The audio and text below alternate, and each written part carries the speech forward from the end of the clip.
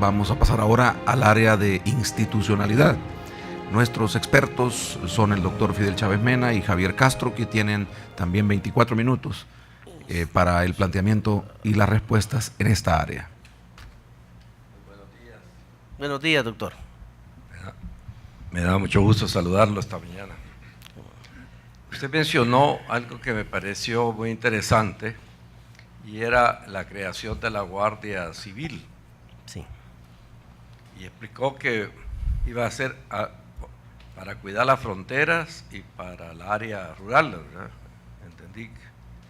Y yo le pregunto, porque la Constitución Política establece claramente, crea la Policía Nacional Civil, como usted muy bien sabe, y dice que la seguridad pública estará a cargo de la Policía Nacional Civil, que será y le da las funciones. Luego, la Policía Nacional Civil tendrá a su cargo las funciones de policía urbana, rural, que garanticen el orden, etcétera, etcétera, como usted muy bien lo conoce. Y en las funciones del presidente, en el numeral 17 dice organizar y conducir y mantener la Policía Nacional Civil, respeto. Entonces, ¿cómo armonizar este tema, lo que la Constitución señala con su idea de la creación de la Guardia Civil? Muy bien. Como es notorio, esto requiere una reforma constitucional. No pueden hacer por decreto, ¿verdad? No pueden hacer por decreto. Pero nosotros, ante el asedio que vive la sociedad salvadoreña y ante la impotencia que se tiene de la autoridad llamada Policía Nacional Civil, creemos asistirle con un cuerpo especializado que no esté contaminado precisamente con la creación o con la naturaleza con la que fue creada. Ahí es donde nosotros creemos apostarle a una reforma constitucional para la creación de la Guardia Civil. Sí, entonces, se necesita una reforma constitucional. Por supuesto. Sí, o sea, quedaría supeditado, obviamente, al proceso que señala la Constitución. Es correcto. 3 años más, sí. Y quisiera, usted, en función de privilegiar la relación entre representantes y representados, ¿usted estaría de acuerdo o no en que se crearan distritos electorales en este país y se hicieran listas desbloqueadas y abiertas? ¿Cómo no? Para la elección de diputados, ¿verdad? Por supuesto, nosotros creemos que la democracia no se limita a lo que hasta hoy tenemos. El ciudadano debe tener mayores espacios y sí creemos que para lo que ya se legisló debe de fortalecerse la institucionalidad en cuanto a que tengamos listas abiertas y desbloqueadas. Los distritos de participación de los ciudadanos se ven más representados si logramos distritar a nivel territorial toda la sociedad. Para nosotros ahí es donde está el verdadero espíritu de la participación ciudadana. Cuando en su región es conocido y goza del respeto y es escogido por los de su comunidad para que les represente. Creo que ahí estamos dando un avance importante a la democracia de nuestro país. Para ello, nosotros creemos también que debemos de tener un Tribunal Supremo Electoral que no solo sea cuota de partidos políticos como hoy lo tenemos, sino transformar el Tribunal Supremo Electoral en 2 vías. Una, que tenga que ver en la parte meramente de administrar las elecciones, y otra, la parte jurisdiccional, pero que en ambas no sean cuotas de partidos políticos, sino más bien los mejores y más probos abogados o profesionales que tengamos. Y en cuanto a los ciclos electorales, porque recuerdo en un estudio que hizo el doctor Alcántara de la Universidad de Salamanca, él decía que si no era el único país, de los pocos países en América Latina que tenían tantos eventos electorales en tan poco tiempo, con un desgaste económico, emocional, político. ¿Qué piensa usted sobre eso? Bueno, nosotros sí creemos que hay que hacer un análisis político muy exhaustivo, porque hay momentos en que se montan las elecciones. Hay 2 elecciones en el mismo año, pudiendo alargarse un plazo para que se celebren al mismo tiempo. Nosotros sí creemos que deben por economía, no deberíamos de estar todo el tiempo en elecciones. Hay que buscar un mecanismo que nos permita minimizar esos costos, llevándolos a que las elecciones se celebren por lo menos cada 5 años. Ya que usted ha hablado mucho sobre combatir la corrupción y sobre todos estos temas que giran alrededor de ella, ¿y qué piensa usted sobre el tema del desafuero? ¿Regularlo de una forma diferente a como está regulado? ¿Disminuirlo? ¿O cuáles son sus ideas sobre el desafuero? Porque son bastantes funcionarios que de acuerdo a la Constitución tienen desafuero. Igual nos lleva a una reforma constitucional, Sí, sí. ¿verdad? Pero sí nos pronunciamos que es tiempo que este país, óigase bien, que este país, si en verdad quiere transparentar las finanzas del Estado, ya es tiempo de tener preso a un exmandatario, si es posible, o otros funcionarios. De tal manera que esos privilegios que nuestra Constitución les da, hay que buscar el mecanismo para que esto se quede sin ese fuero. Muy buenos días, licenciado Lemus. Es un gusto estar conversando con usted esta mañana sobre estos temas tan importantes para nuestro país. Yo le quisiera preguntar, usted ha visto lo que ha estado pasando en el país en los últimos años en relación a estos fallos emitidos por la Sala de lo Constitucional que han venido a afectar intereses de partidos políticos y se han generado una serie de acciones orientadas a neutralizar, desobedecer sentencias y neutralizar también a la Sala de lo Constitucional. Yo le quería preguntar a usted qué piensa al respecto y también en caso de llegar a la presidencia, cuál fuera su actitud con un fallo adverso a un programa político que usted esté implementando. El mandato constitucional de elección de los magistrados no es al arbitrio de particulares, sino más bien de los señores diputados de la Asamblea Legislativa. Ellos cumplen un mandato al elegirlos. De tal manera que el problema que hemos dimensionado, o hemos visto, o hemos identificado, que está pasando en la institucionalidad del Estado, es que hay un chanchullismo político, y ese chanchullismo político da al traste con la institucionalidad del Estado, hasta llegar a extremos de estar lacerando lo que son el orden constitucional. Vea usted el pleito que se tiene entre Asamblea Legislativa y Sala de lo Constitucional, precisamente porque ya no hay respeto a esa institución, que para mi criterio, la Sala de lo Constitucional es la autoridad máxima en materia constitucional. El estar entonces en este pleito mezquino, sin sentido, vemos nosotros que estamos creando una cultura nefasta para las futuras generaciones. ¿En qué repercute esto? Vea usted, teníamos para empadronarse 80.465 jóvenes. De ese universo, el tribunal solo registra alrededor de 10.000 jóvenes que se empadronaron. ¿Por qué? Creeríamos nosotros que hay un desencanto, hay un encantamiento de la juventud, de las personas, de sus políticos, al ver estos shows, este chanchulleo que se está haciendo. De tal manera, el irrespeto es total. En nuestro gobierno, creemos ser muy respetuosos de las decisiones de los demás órganos del Estado. En seguimiento a esa pregunta que le hice, licenciado Lemus, usted ha tenido experiencia en la Fuerza Armada, conoce muy bien el Ejército y se ha referido a esto. ¿Usted cuál cree que debe ser la posición de la Fuerza Armada en caso de una ruptura al orden constitucional en el país?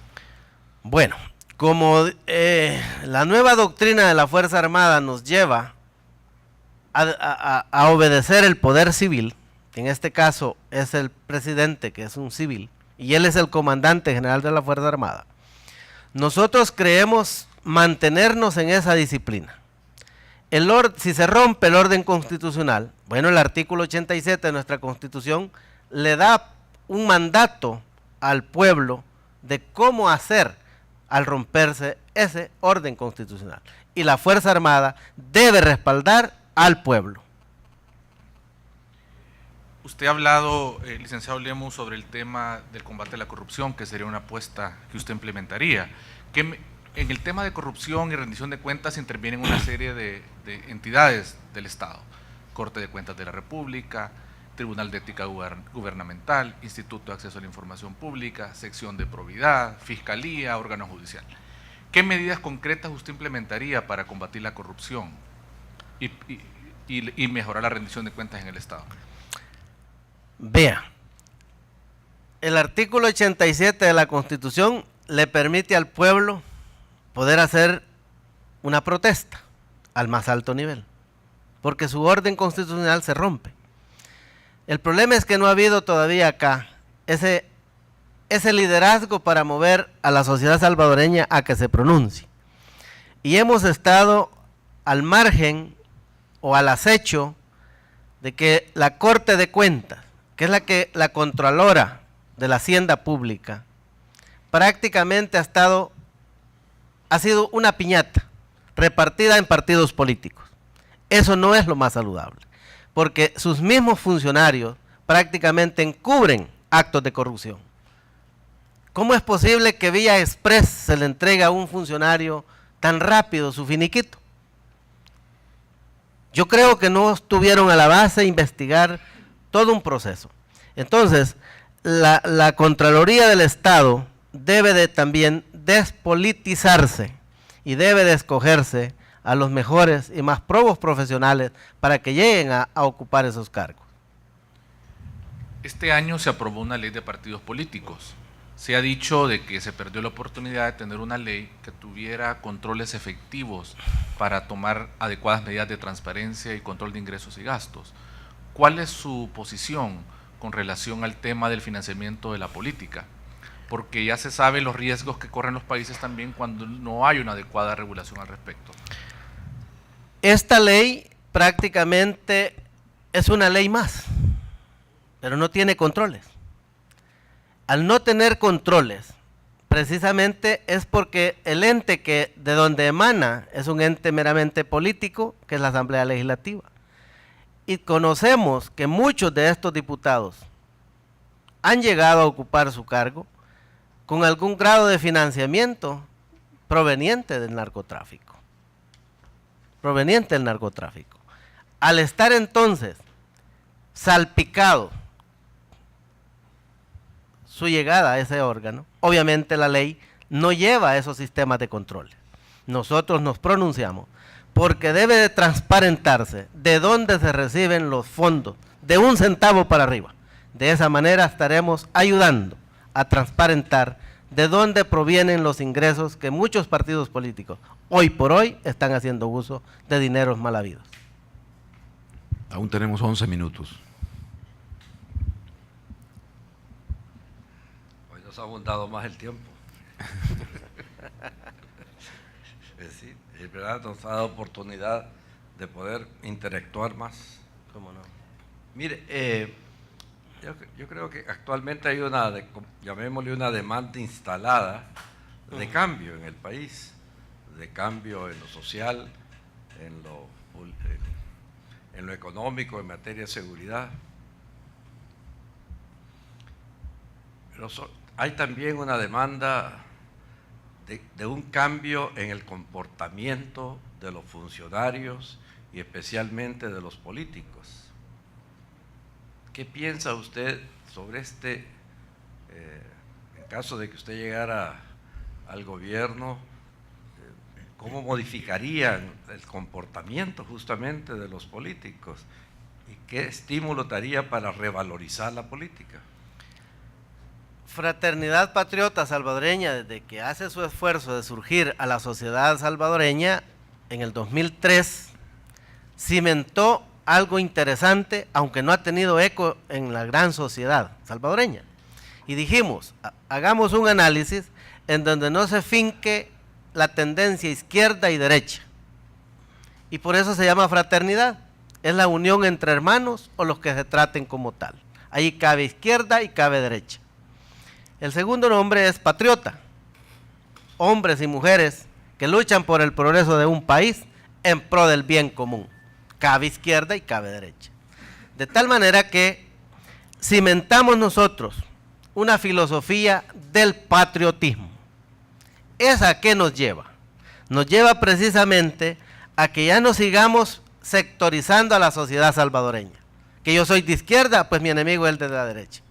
Creemos nosotros cohesionar a la sociedad de distinto pensamiento para que haga un esfuerzo patriótico y de esa forma vea el Estado, vea la funcionalidad de los cargos que va a ostentar, sin sesgos de ese tipo de izquierda o derecha. De tal manera que estamos creando una cultura, o pretendemos crear una cultura del civismo en el patriotismo. Y el comportamiento de los políticos estaría, ahí viene amarrado. Estaría en eso. Por supuesto, porque una persona con un arraigo del patriotismo no se presta para actos de corrupción. No se presta, porque ella privilegia primero el amor a la patria en detrimento de sus intereses particulares. ¿Y qué pensaría de un acuerdo de gobernabilidad o de un plan de nación o un pacto nacional? Muy importante. Nosotros creemos que hoy por hoy no hay cohesión de la sociedad salvadoreña. Hay que cohesionar todas las asociaciones y organizaciones o entes productivos del Salvador. Eso debe de existir.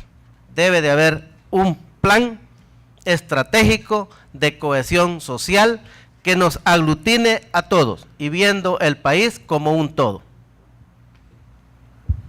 Licenciado Lemus, la polarización política muchas veces impide tomar acuerdos sobre aspectos básicos de nuestro país. Han habido algunos espacios de diálogo donde los distintos sectores conversan sobre los temas del país, pero digamos que estos no han funcionado adecuadamente.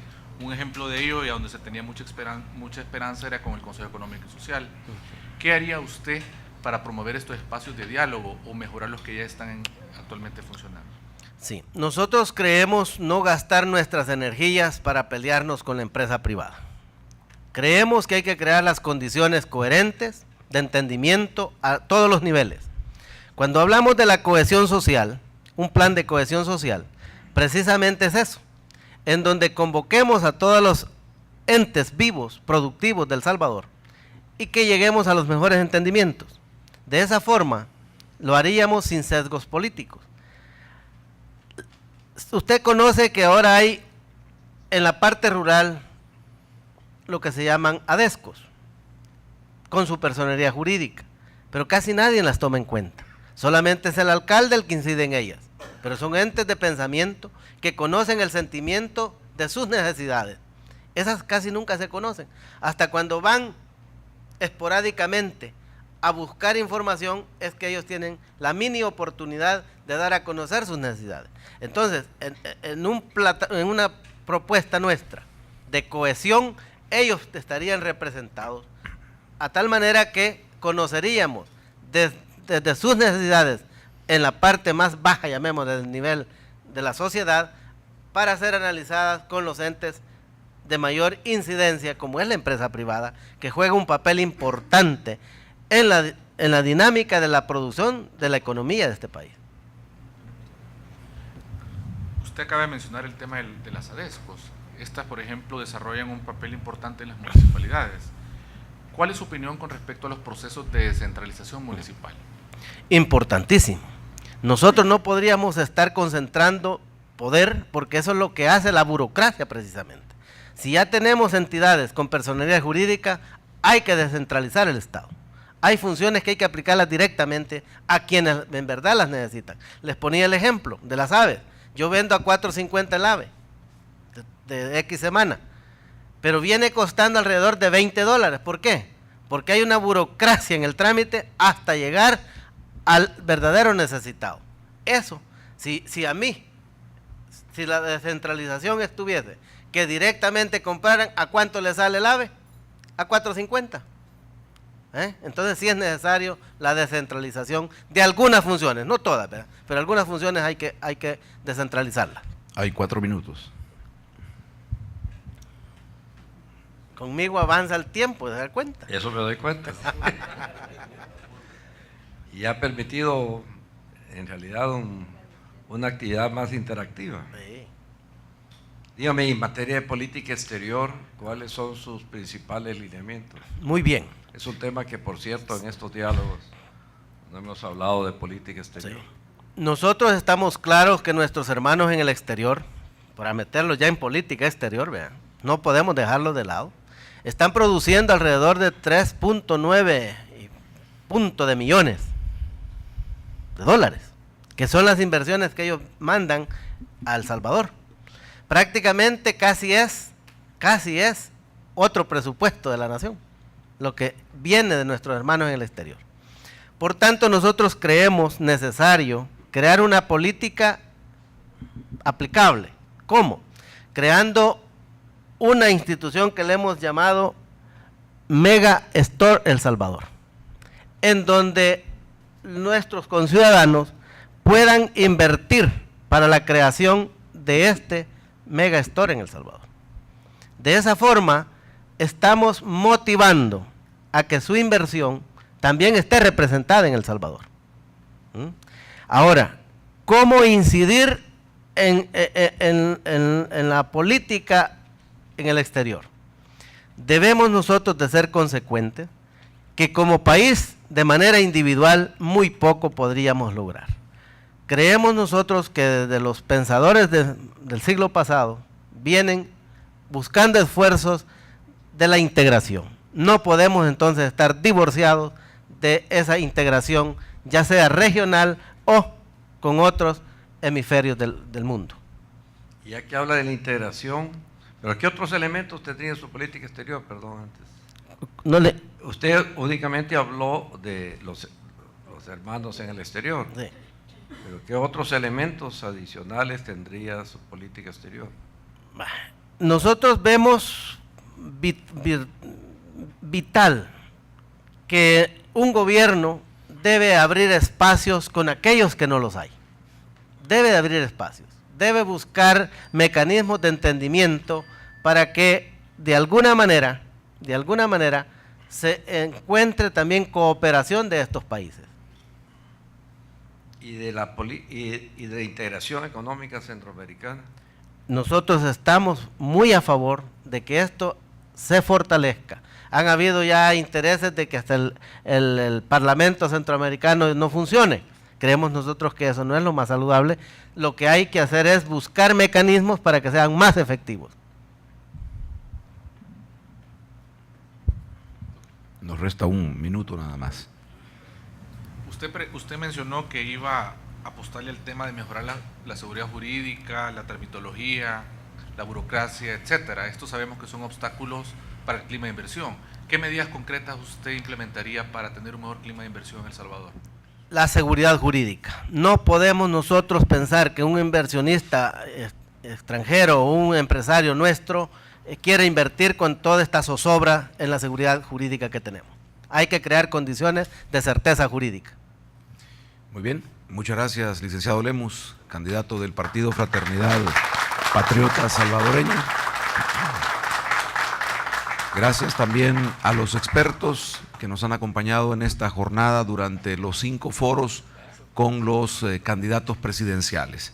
Gracias también a nombre de FUNDE y de FUSADES por permitirnos esta profundización en las propuestas electorales presidenciales. Muchas gracias y feliz día.